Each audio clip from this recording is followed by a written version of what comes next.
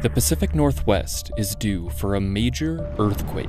These really dramatic events have happened in our past, and they will happen again. Tony Johnson is chairman of the Chinook Indian Nation, one of the indigenous communities already preparing for the next big one. We spend a lot of time worrying about what's that going to look like. It's a really grave concern for us. We really need to be prepared for that eventuality, because it's not a matter of if, it's just a matter of when. These days, it may seem like earthquakes are not all that uncommon, due to frequent media reports just into CNN, a very strong earthquake just minutes and ago. lots of cell phone videos posted online. But it's actually been centuries since the contiguous US last experienced a truly big one, an earthquake with a magnitude greater than 8. The last one on record was the earthquake of 1700, with an estimated magnitude of 9. So, what caused this earthquake? The biggest earthquakes in the world are along subduction zone boundaries, and those are places where one tectonic plate is diving down underneath another tectonic plate. The largest earthquake that's happened in the US that we're aware of was along the Cascadia subduction zone, where the Juan de Fuca plate is diving down underneath the North American plate. And we can get really big earthquakes there because the plate that's going down is usually oceanic crust, which is cold and dense. That means it can break. So if you think about baking chocolate chip cookies, when you pull the cookies right out of the oven, they bend and they're nice and gooey.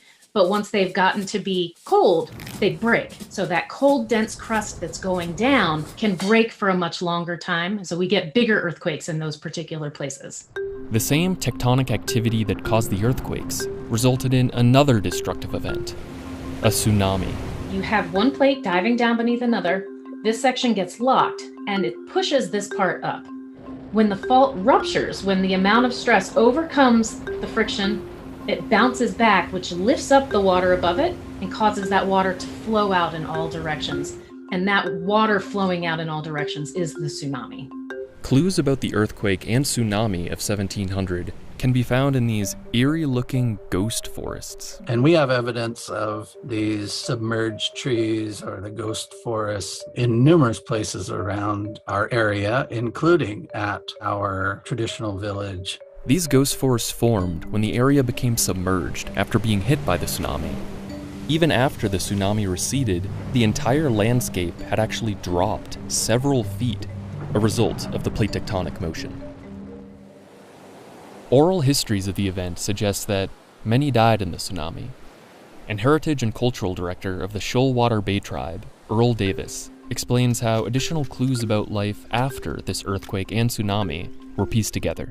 The archaeological record basically suggests that the tsunami came, laid down a bunch of sand, and then people went back to kind of normal life. You can see it right in the soil. There's a layer of just sterile sand, and then there's an occupation layer immediately after. It doesn't appear like there was a huge rebuilding time for us back then.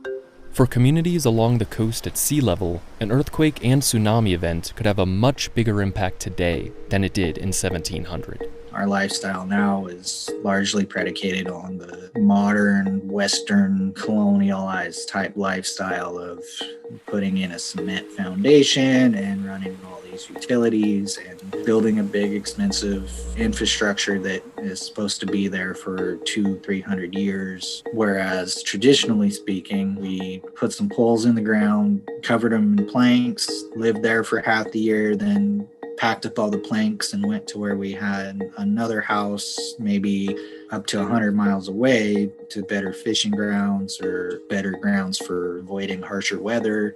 And the threat of another event like this is very real. The geologic record tells us that there are large earthquakes along that boundary about every 300 to 500 years. Which means we could be getting close to another big one.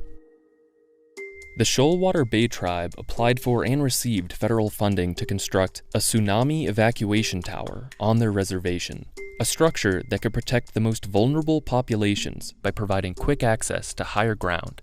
The driving force behind the tsunami tower is giving a place down there a fighting chance of getting up above that wave. When completed, the tsunami tower will be only the second in the country.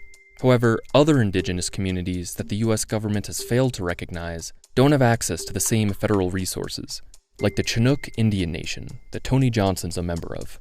We have the great benefit of continuing to reside on our Aboriginal lands, and we have the horrible reality of not being truly federally recognized as an Indian community.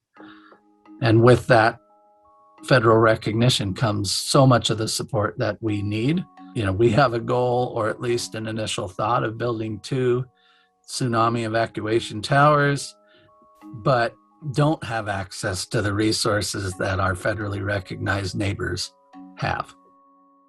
I don't think it is very likely that anybody will leave the village after a 9-point earthquake.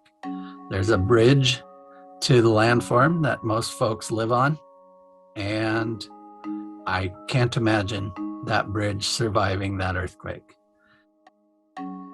So it really will be that folks on the island itself are going to either be high enough or not.